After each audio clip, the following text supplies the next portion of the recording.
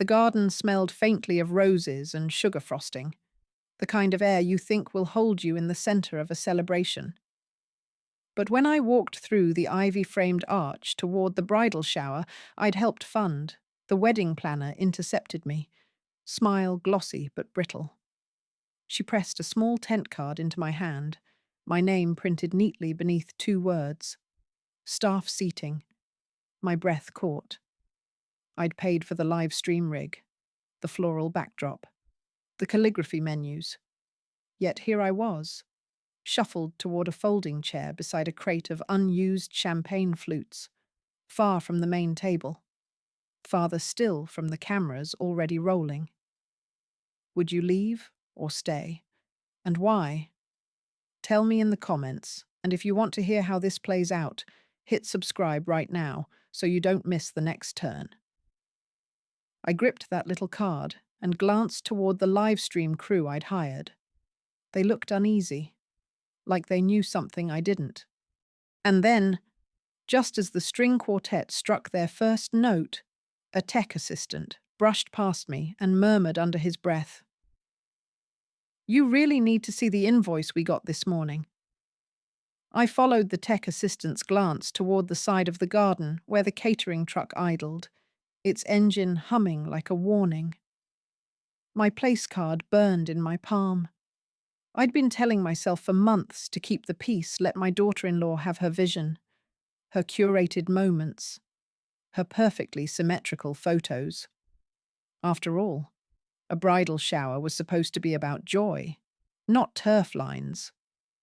But as I watched her across the lawn, laughing with her friends in their pastel dresses, the weight of what I'd contributed pressed heavier. 47% of the event's budget had come from me. The live stream contract had my name on it, my seat. According to every agreement I'd signed, should have been front and center within camera range, not hidden behind catering staff stacking trays of petit fours. I thought of all the times I'd swallowed a slight to keep family harmony. Have you ever done that, kept quiet for the sake of peace?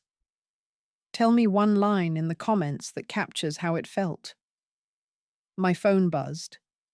A text from a friend in the next town who was watching the live stream. "I don't see you anywhere. Where are you sitting?" I stared at her message, then looked up to see the wedding planner glancing my way, only for my eyes to catch on a server's clipboard where a guest list was taped. And right there, next to my name, was a note in neat black ink that made my stomach twist. Not for broadcast. The phrase, "not for broadcast," looped in my mind like a bad jingle as I crossed the lawn toward the planner. The chatter and clinking glassware muffled under the sound of my own pulse. "Excuse me," I began, my voice steady, but carrying enough for nearby guests to hear. "Why am I marked as staff seating, and why am I excluded from the broadcast I paid for?" Her smile faltered. The color rose in her cheeks. "Oh, it's just a mix-up. We wanted you somewhere comfortable." The way she glanced toward the dessert tent, as if comfort meant hiding me behind fondant swans, only sharpened the humiliation. Guests turned. I caught my daughter-in-law's eyes across the tables, her brows arched like she was watching a plot twist she'd written herself. A few people whispered. My instinct was to step back, to shrink. But another part of me, one that remembered writing the check for this spectacle, refused. If this were you, what one-sentence comeback would you fire off in front of everyone? Drop it in the comments. I may need it for next time. A hand brushed mine. One of the waitstaff slipped something into my palm without breaking stride. It was a cream envelope, unsealed, with my name on the front in handwriting I didn't recognize. I stepped behind the catering tent, the envelope light in my hands, but waited with possibility. Inside was a crisp, itemized invoice on the wedding planner's letterhead, today's date, stamped in the corner. My eyes skimmed down the charges: venue rental, floral installations, catering, live stream package, and then, in bold type, VIP head table placement, paid in full. My signature was nowhere on this document, but my name appeared in the build to line, right above the address of my own home. The planner's earlier words, comfortable, mix-up rang hollow against this printed proof. I traced the neat columns of numbers, the final total, the note at the bottom. Final confirmation, received by initials. The initials weren't mine. Legal language I'd seen before flickered in my mind, banquet placement clauses, breach of service agreements. Is this already financial abuse, yes or no, and why? Tell me in the comments. I folded the invoice back into its envelope, my fingertips tingling. From the other side of the tent, I heard my name spoken not once, but twice in a clipped, deliberate tone by someone who shouldn't have had reason to say it at all.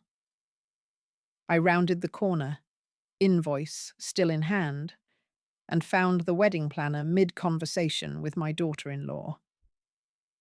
The planner's posture straightened the moment she saw me, her voice shifting into a tone meant to soothe children.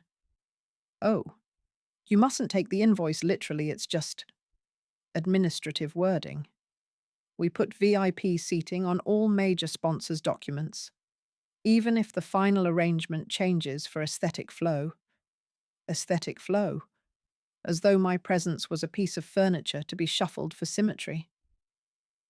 My daughter-in-law chimed in, a smile that didn't reach her eyes.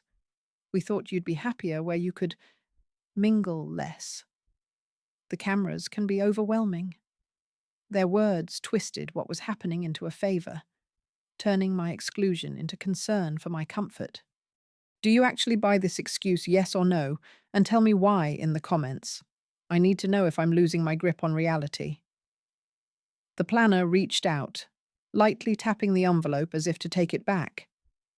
But I held on. Just then, from her tablet, an automated email alert pinged loud enough for all three of us to hear. The subject line flashed in bright letters, seating chart update, timestamp 6:14 a.m. And I knew that was hours before the supposed mix-up had even been explained to me. The planner's hand hovered over her tablet, her smile tightening as she angled the screen away.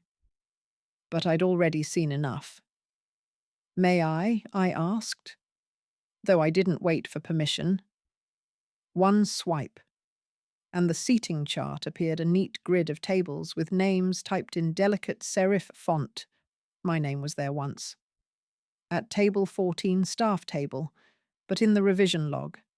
An earlier version showed me at the head table. The change was marked with her initials, time-stamped exactly as that auto-email had announced. And there, attached to the file history, was an email thread between the planner and an address I recognized as my daughter-in-law's work account. Switch her to staff side. She's not part of the camera plan. My stomach turned. The tone wasn't a suggestion, it was an order. If you were my counsel, what's the first question you'd ask them? Drop it below. I'm curious how you'd start. I closed the tablet slowly, slid the invoice back into my purse, and turned only to freeze at the sight of a signature scrawled across a separate confirmation sheet pinned to the planner's clipboard. It was mine, except I had never signed it. I traced the ink of that signature with my eyes, every curve of the letters slightly off, like someone had copied me from memory. A dozen comebacks pressed against my teeth. But I swallowed them. Storming across the garden now would give her exactly the spectacle she wanted, a mill looking unhinged on camera. Instead, I drifted toward the perimeter where the livestream team had set up their control table, hidden under a white canopy. The head tech, a young man named Oliver I'd hired myself, spotted me and gave a subtle nod. I saw what they did, he murmured, keeping his gaze on his monitors. and I saved a copy of the original seating plan. It's not the only thing they changed. My pulse steadied. Silence could be strategy, too. Have you ever chosen not to confront someone immediately, just to protect the bigger move? Tell me in the comments. I want to know if you'd have held your tongue here. Oliver glanced at his watch, then at the main house. The planners called a final check meeting in the green room before the toast. He said, "There's a camera in there. And someone else is coming you'll want to see. From the other side of that green room door." I heard her voice, my daughter-in-law's, steady, controlled, like she was dictating the scene to an invisible audience. "I can't have her in the main shots," she said. Her tone clipped, but not cruel. "This is my brand now. The live stream is part of the wedding content package. Sponsors expect a certain look. If she's in frame too much, people start asking about family politics. That's messy." The planner murmured agreement, the kind you give when you've already been paid. In her mind, this wasn't malice, it was management. She wanted to curate an image, keep the narrative polished, even if it meant erasing me from the celebration I'd bankrolled. Can motive ever excuse method? One sentence, leave it in the comments. I'm genuinely curious how far image control justifies a choice like this. Her voice lowered, then, "Don't worry. She won't cause a scene. She hates public drama." A chair scraped softly as someone shifted inside. And then, with a subtle click, the green room door swung open, revealing a familiar figure standing just inches from me, the head caterer, the one who'd been in every planning meeting, and whose eyes now said he had something to tell me. The head caterer stepped into the hallway, closing the green room door softly behind him. His white jacket smelled faintly of vanilla and espresso, the same scents that had perfumed every tasting I'd attended. "I shouldn't be saying this," he began, voice low, but I saw the emails before they deleted them from the shared folder. He glanced down the hall, then back at me. "Your seating wasn't a mistake, it was in the first plan. And he tilted his head toward the door, told the planner to change it 2 weeks ago. She even asked us to move the dessert cart to block the camera's sightline to your spot." My fingers tightened around my purse strap. "Would you speak up if you saw this happen to someone? Knowing you might lose your job, yes or no? Tell me why in the comments." The caterer's eyes darted toward the far end of the hall. "There's more. She had a second invoice printed without your line item on it, told them it was for the archive." Before I could respond, a third voice, calm, deep, and unmistakably authoritative, cut through the quiet. "I think it's time we all look at the real paperwork." I turned toward the voice and saw Oliver, the live stream tech, holding a slim black folder. His expression was calm, but there was a sharpness in his eyes that told me he'd been assembling this moment. "We've got the original seating chart, both invoices, and the email thread," he said quietly. "If you want this corrected before the broadcast ends, we have to move now." He laid it out like a heist. Step 1, get the green room camera rolling before they realize it's live. Step 2, place the original documents on the head table during the toast. Step 3, switch the live stream feed from the main stage to the green room, catching the reaction in real time. "You'll need to be in frame for the reveal," Oliver added. "Otherwise, they'll spin it. What's one thing you'd add or remove from this plan? Tell me below. I want to know if you'd play it louder or quieter." He slid the folder toward me, but before I could take it, I spotted a name printed in delicate cursive on the special guest section of the toast program. It was someone I hadn't seen in years. Someone whose presence could upend the entire afternoon, my late husband's former business partner. The moment the toast began, Oliver's fingers danced over his console, switching the live stream feed to a split screen, the head table on one side, the green room camera on the other. I stood, the black folder in my hands, and walked toward the head table as the clinking of glasses faded into a hush. "Before we celebrate," I said, sliding the original invoice and seating chart in front of the planner. "I think our guests and our viewers deserve to see the real arrangements." The camera caught every blink, every tightening jaw. Then I flipped to the email thread. The line switch, her to staff side, visible in bold. Gasps rippled through the garden. The business partner leaned in, his voice low but audible. "You know, I was the one who suggested she handle the live stream budget, under the assumption she'd be treated like family. What does a fair consequence look like here?" Drop your thoughts in the comments, because I'm not sure how generous I feel. The planner's mouth opened, then shut. My daughter-in-law stared at the documents, her cheeks flushing a deep, unmistakable red. I placed one final page on the table, a sponsorship agreement with my name under primary contributor. Silence fell so thick it felt like the air itself had stopped moving. By the time the toast sputtered to an end, the green room feed had already been clipped and saved by half the live stream audience. My daughter-in-law avoided my eyes, her smile frozen in a way that told me she was calculating, not apologizing. I didn't need her apology. I needed boundaries.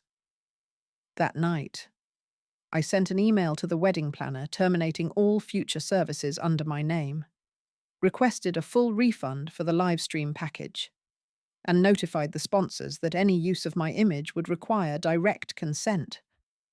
In the weeks that followed, 3 things happened. The sponsorship contract was reassigned to me, the head caterer left to work for a competitor, and my relationship with my daughter-in-law became strictly transactional dates, times, and nothing more. If you sat in my chair tonight, what one line would you say to close this chapter? Leave it in the comments. I'd like to read your words.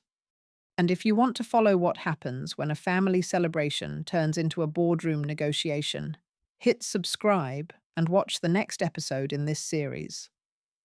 As for me, I've learned that paying for the party doesn't mean you owe them your presence, and sometimes the best seat in the house is the one you choose yourself.